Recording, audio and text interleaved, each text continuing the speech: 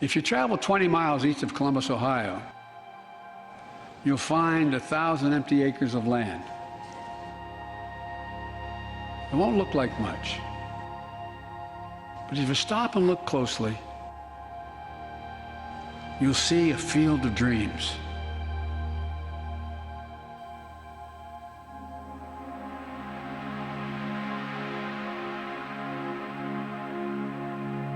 This is our family farm. My family has lived here since 1877, and we're in that area where Joe Biden says doesn't really look like much, but buddy, he's bringing intel to town. And so when you look around and you're like, this is our family farm, you know, this thing that doesn't look like much is our area that, you know, I'm the 6th generation Warner to live here.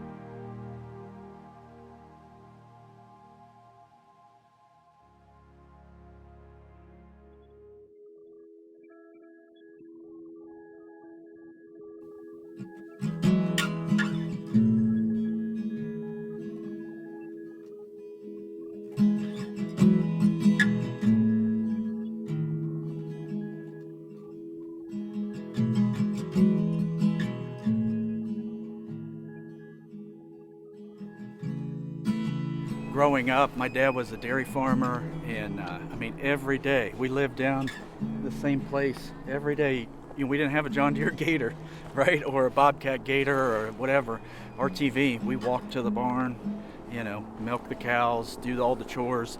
Like, I remember my dad would miss, you know, different vacations because he had to stay home. We didn't have a whole crew of people to milk and do the chores. He was it. So I feel like that was such a sacrifice for him, but that's what we did as a job. Like, you know, we raised cows, we milked them, sold the milk, and that's, you know, he made hay and raised corn and soybeans and stuff. But that's where I picked up the thought process of consistency. And no matter how hard it is, or if there's snow, if the pipes are frozen, you just don't give up and you work till you get the job done.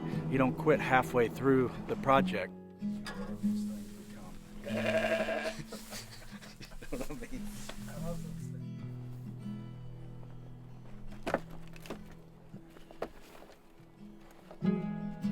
They are the county extension agent for Licking County and Fairfield County, and we're going to be talking about maple syrup in the modern era, and they're going to, since they're not their main thing, they're picking up some knowledge from me. We're also privileged that Kaylee and I are 4-H advisors, and here in the next few weeks we're going to be starting a 4-H maple syrup club, and they can do maple syrup projects. So this is all cool stuff. This farm has been in Bob's family for 145 years. 145 years. I think this is 145th year. And we've been married 40 years. It's been a wild ride. It's our little piece of paradise, and we're close to the kids, and it's been nice to watch them grow. Jake's never left the farm. Our other two sons went in their own ways, their own directions, and branched off, and they're doing well for themselves elsewhere, but Jake has always been here on the farm. Yeah. Growing up as a child in a farm family, from day one, you're expected to be a part of the business. This barn right here is actually where we milk cows. So when I was a kid, that little chunk of concrete right here by that little mailbox, there was a set of steps, and the cows would walk in every day, and we'd milk 10 cows at a time, and then we'd let them out the other side. It has metal siding on it now, so it looks like it's newer, but it's actually built from the barn that used to exist where the Prospect Smoothie is in town. It was called the livery stable. It's a perfect setup for what we do now, which is, you know, we raise some cows and sheep and horses, and then, you know, we have our business here, and it's like it's really designed well to use for what we use it for now. So They tore the livery stable down, and they built 4 buildings here, barns on the farm and on the neighboring farms. If you can imagine the size of that, they built 4 barns out of the salvaged wood of where the Warner building is standing today. In Granville. That's pretty cool. World War I happened. The government commandeered the building, the Warner building. Couldn't get any revenue for it. The government took it to build guns and ammunition for the war effort. Another blow to the Warner family. Then the house here, where the brick house is standing, got struck by lightning and burnt down. Back in those days, people didn't have insurance to rebuild buildings. That was the thing that come along later. But my grandfather borrowed the money to buy out all his siblings on all the properties in town and the farm, and to build that new house about 2 months before the crash of '29. So he paid inflated dollars to his siblings, paid inflated dollars to build this house and this garage that we're sitting in, and that never should have worked. Inflated dollars, we all know about inflation now. They paid top dollar, and now dollars are worth a half or a third of what they were before. There's no way he should have been able to pay that back. My grandfather was starving to death trying to pay his siblings and very little money coming in, but he somehow made it work. My older brother and I, we were seniors in high school, and my mother had health issues. And one day I'm the crazy sophomore kid that doesn't have a care in the world other than I know chores are waiting for me when I come home. Hey, they're sick. They can't run the farm anymore. You gotta step it up. Sophomores in high school, my brother and I, we were able to step in and run the farm. When I'd be delivering eggs to the Loudon restaurant in Granville, I remember walking past 4 very prominent businessmen in Granville. And I overheard these guys talking. They didn't know who I was. Said, them Warner boys, they're not gonna last till fall. Wonder who's gonna buy the place. I'm hearing we're gonna fail. Well, that's what, 57 years later, and we're still here. Never doubt Warner family's resolve.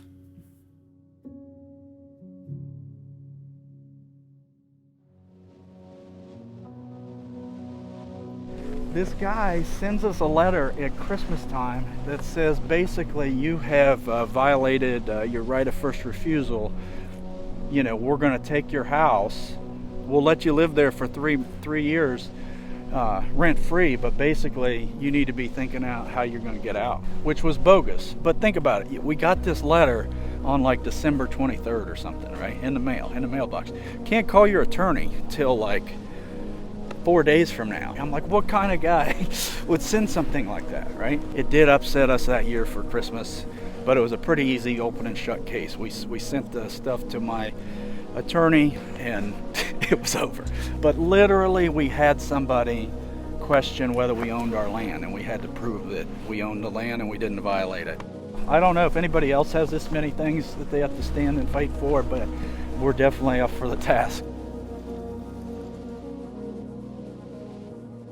We're the oldest maple syrup operation in the state of Ohio. There was an actual planned sugar bush. This one just didn't happen. My great-grandfather and grandfather dug trees up and transplanted here. They were 100 years ahead of their time. Things in 21 really got pretty heated, and we had just got finished making maple syrup. And we had the greatest maple syrup year the Warner family had ever had. We stayed home for a while, but we didn't quit farming. We didn't quit doing our stuff. You know, people were staying home, so they were eating more. So our maple syrup sales were up because people were we're eating at home. Jake and Sabrina, they have some issues with their landlord. That just happens to be somewhere where we sell our maple syrup and have sold it there for 40 years. We had a conversation with the owners in mid-year that I explained to them that maple syrup operation is not Jake and Sabrina, it's Debbie and I. We're a separate corporation. You know, they said something to the effect, we don't have to sell your syrup. I don't want to yank this from you because we like it. People know they can get it here. People come here. When dentists and parents come in, they want something that's from Granville. They buy our syrup. He tells me reluctantly that I've been getting so much flack that I just can't put anything in this store that's got the Warner name on it anymore. I will take this and I will sell what you have here, but we're done. My dad has spent years just telling people, you know, you can buy from us or you buy at the Ross's Market. We're on the shelf. That's the only place we sell there exclusively. So, you know, for 20 years or 40 or however long he's done that, he's been marketing for their business, sending customers there when they can't, you know, connect with us at the farm. So it's mind-blowing that you would, you know, that you would stoop to even that level over basically a disagreement over freedom in America. Our stance is what our whole nation was founded on, right? And to get canceled in a grocery store in your own town for standing up for freedom just sounds like, you know, a different country. And I get called from a buyer for Public Lands. Public Lands is the new store over at Polaris that's owned by Dick's Sporting Goods. That's very upscale store that's camping, fishing, public lands. This is big. There's only 2 of them in the United States. He said, hey, we're going to be opening in early November. I'm going to send you a contract you need to work through, and so you can, so we'd love to have you in the store. And I asked, how did you find me? And he said, when we come into an area, we go look for websites. And he said, Warner's Pure Maple Syrup is everything that we want in our store. They call it the local market. The local market. We've been in there since, first week or so in November, and we're very excited about this because it's only going to get bigger, and that's a whole market that we've never... We did very well over the holiday. Never been in before. Again, when push comes to shove, the Warners succeed.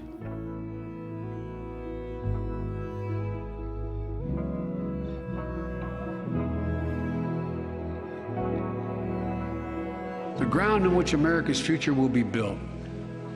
That's where Intel, the American company that helped build Silicon Valley, is going to build a $20 billion semiconductor megasite, up to 8 state-of-the-art factories in one place.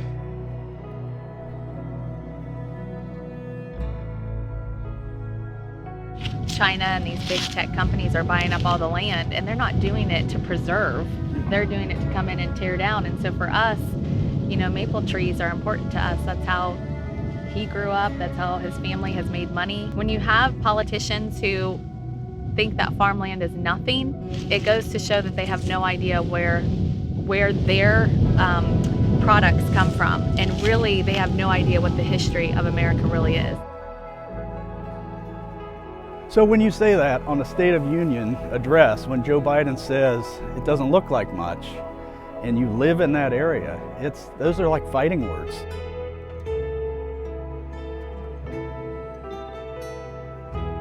Yeah, we've had to fight for our restaurant. It's nothing new. We've had to fight for our farm for generations. It seems our Warners have had to stand up and fight for what they want to keep and build and do. We've had to stand up and defend our rights, defend our property. We've had to do it for our farm. We have a generation family of fighters that knows how not to give up and knows how to win.